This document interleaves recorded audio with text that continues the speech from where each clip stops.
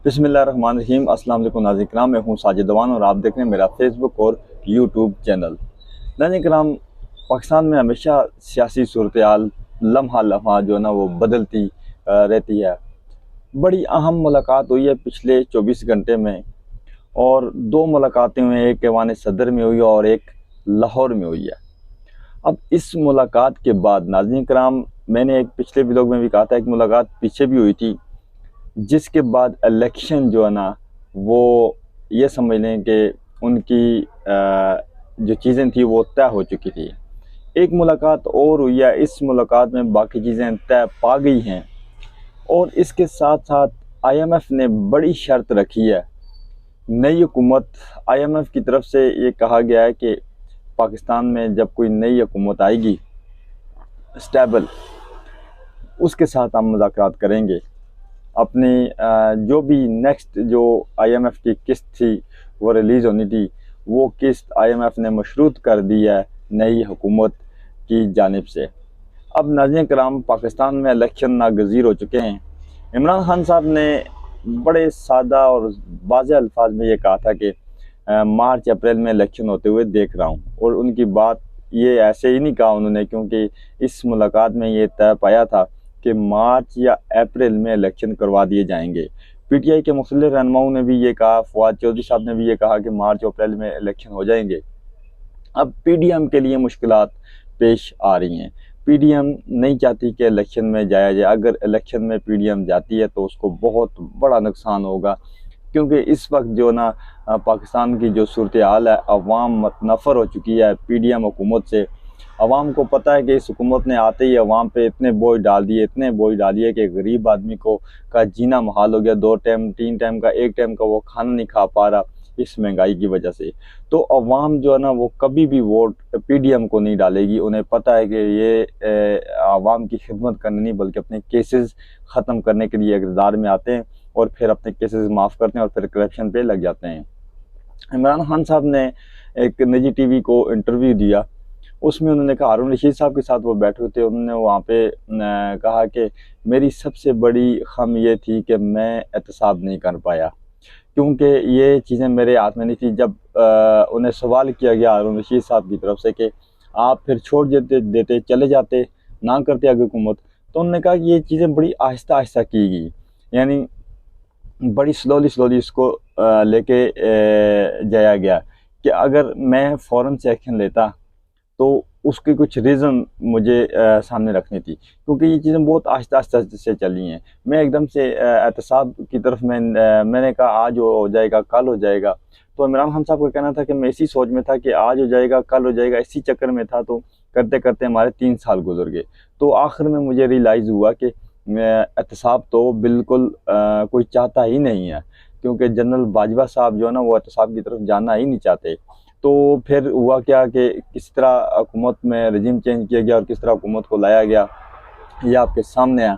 और नाज़रीन किराम, परवेज़ इलाही साहब और पीटीआई के दरमियान मामला तय पा चुके हैं।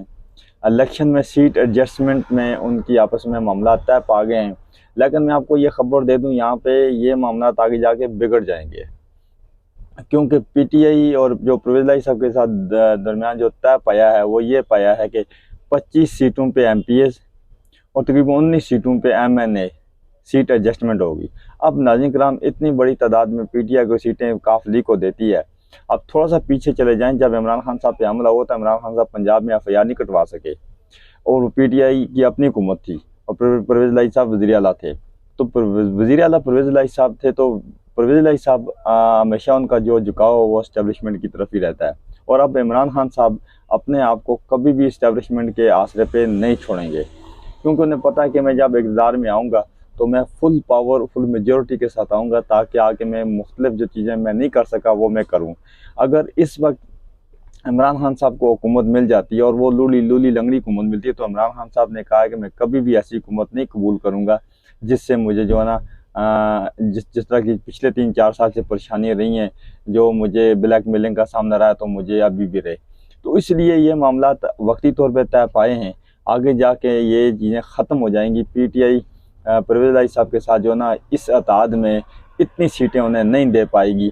अगर वो देती है तो फिर PTI के लिए भी मुश्किलात का सामना हो सकता है, क्योंकि फिर इमरान खान साहब उसी तरह ब्लैकमेलिंग की तरफ जो ना, क्योंकि ज़ाहिर सी बात अगर सीट एडजस्टमेंट होगी तो फिर हुकूमत में भी इत्तेहाद होगा। जब हुकूमत में इत्तेहाद होगा तो फिर उसी तरह के मामला जो ना परवेज़ इलाही साहब के साथ जो है ना वो चलेंगे। तो इसलिए ये इत्तेहाद ज़्यादा देर चलता हुआ नज़र नहीं आ रहा। अब दूसरी तरफ नाज़रीन किराम, IMF का जो ये कहना है कि नई हुकूमत, अब देखें वो क्यों कहती है दुनिया की हुकूमत आए, नई हुकूमत आए, मुझसे बात करेंगे पाकिस्तान में, क्योंकि पूरी दुनिया को पता है कि ये जो रजीम चेंज ऑपरेशन हुआ इसमें पाकिस्तान की आवाम बिल्कुल भी साथ नहीं दे रही, क्योंकि पाकिस्तान की आवाम इस वक्त पूरी की पूरी वो तहरीक इंसाफ के साथ खड़ी है, पूरी दुनिया को पता है। तो कोई भी दोस्त मुल्क, पूरी दुनिया से कोई भी मुल्क पाकिस्तान की इस वक्त मदद नहीं करेगा इस हुकूमत के होते हुए, क्योंकि उन्हें पता है कि पाकिस्तान में ये हुकूमत अनपॉपुलर है। जो पॉपुलरिटी है वो सिर्फ़ और सिर्फ तहरीक इंसाफ की है, इस वक्त इमरान खान साहब की है। तो कहा यह जा रहा है कि कोई भी दोस्त मुल्क मदद करेगा तो फिर नई हुकूमत के साथ करेगा, जिसे इलेक्ट की जो भी हुकूमत इलेक्ट होके आएगी उसको उसके साथ तमाम तर मामला तय पाएंगे, चाहे वो IMF हो या कोई भी दोस्त ममालिक हो। अगर कोई भी दोस्त ममालिक कर्जा देता है, पैसे देता है, वो इस हुकूमत को नाज़रीन किराम कभी भी नहीं देगा। वो देगा तो नई हुकूमत आने वाली जो स्टेबल हुकूमत होगी, जो पाकिस्तान में इलेक्ट होके आएगी, उस हुकूमत को दोस्त ममालिक भी और IMF भी साथ चलने के लिए तैयार हैं, क्योंकि दुनिया को पता है कि अवाम इस वक्त किस तरफ खड़ी है और जो है ना ये हुकूमत कहाँ पे खड़ी है। अब नाज़रीन किराम PDM तो एक तरफ रख लें, दूसरी तरफ अगर सबसे ज़्यादा नुकसान हो रहा है वो हो रहा है मुस्लिम लीग नून का, क्योंकि उस वक्त जरदारी साहब ने जब जरदारी साहब के साथ बात चल रही थी, जब रजीम चेंज हुआ था, तो मुस्लिम लीग नून और जरदारी साहब ने ये तय पाया था कि जो वज़ीर-ए-आज़म वो मुस्लिम लीग नून का, वज़ीर ख़ारजा होगा वो पीपल्स पार्टी का। तो जरदारी साहब बड़े तेज़ हैं, शातिर हैं। उन्होंने कहा, क्योंकि अभी तक आने वाले उन्हें जो ख़तरे थे उन्हें वो भांप गए थे। उन्होंने कहा था, उन्होंने सोचा कि अगर इस वक्त हमारा कोई वज़ीर-ए-आज़म आएगा तो सारा मलबा हम पे आ जाएगा, क्योंकि आने वाले दिनों में बड़े मुश्किल फ़ैसले करने हैं। तो इसलिए जरदारी साहब ने ये अलाउ किया कि ठीक है जी, आप अपना वज़ीर-ए-आज़म ले आएँ, हमें क्या, हमने अपने केस माफ़ करवाने हैं। तो वो फिर सारा मलबा जो है ना वो PMLN पे डाला गया।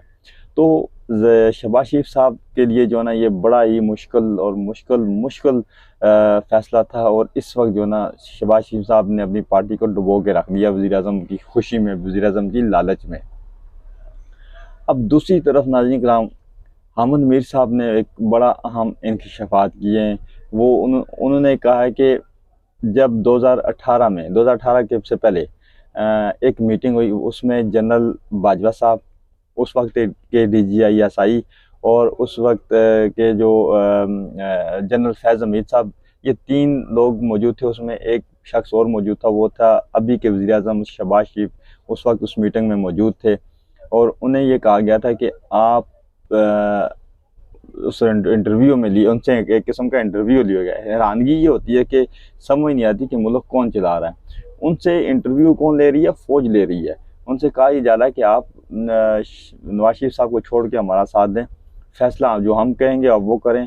तो आप नवाज शरीफ साहब को जो है ना, अगर हम आपको वज़ीर-ए-आज़म बनाते हैं 2018 में, तो शहबाज शरीफ साहब ने ये इनकार कर दिया था कि मैं अपने भाई के ख़िलाफ़ नहीं जाऊँगा, आप मुझे वज़ीर-ए-आज़म बनाएं या ना बनाएं, तो मैं अपने भाई के ख़िलाफ़ नहीं जाऊँगा। तो फिर वो मीटिंग जब ख़त्म हुई तो उसके बाद फिर जो है ना जनरल बाजवा साहब ने इमरान खान साहब को लेके आए कि ये हम जो फ़ैसला करेंगे तो ये वो इमरान खान साहब भी वही फ़ैसला करेंगे। तो इस तरह के नाज़रीन किराम पाकिस्तान में हालात जब बनते हैं तो फिर पाकिस्तान में जमहूरियत तो नहीं रहती, तो पाकिस्तान का फिर यही हाल होता है जो भी मौजूदा जो हाल चल रहा है। इस्टेब्लिशमेंट को चाहिए अपने आप को इस सेटअप से अलग कर ले, अपना जो उनका काम है वो करें, सियासतदानों को सियासत करने दें। ये मुल्क के लिए बेहतर है और आवाम के लिए भी बेहतर है। अब तक के लिए इतना ही, मुझे दीजिए इजाज़त। अल्लाह हाफ़िज़।